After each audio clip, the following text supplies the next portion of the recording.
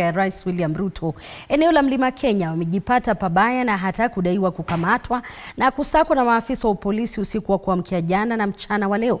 Maafisa kutoka idara ya upelelezi wa jinai DCI walimsaka mbunge wa Githunguri, Gathoni wa Mushomba, ambaye amekuwa akieleza kutoridhishwa kwake na ziara ya Rais William Ruto eneo la Mlima Kenya. Hiyo jana, mbunge wa Manyata Gitonga Mukunji alisemekana kukamatwa kwa muda na polisi kabla ya kuachiliwa huru.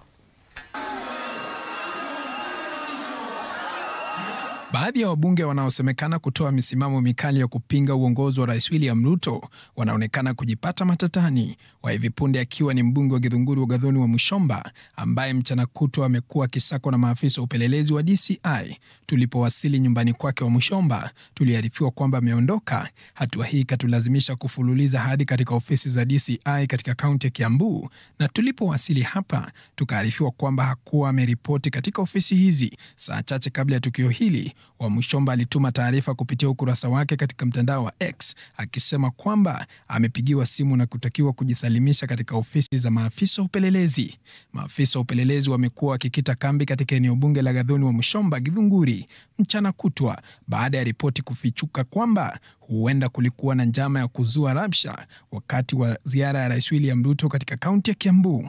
Mbunge mwingine ambaye amejipata pabaya wakati wa ziara ya Rais William Ruto eneo la Mlima Kenya ni mbunge wa Manyata Gitonga Mukunji, ambaye anasemekana alikamatwa na maafisa wa polisi na kisha kuachiliwa muda mfupi.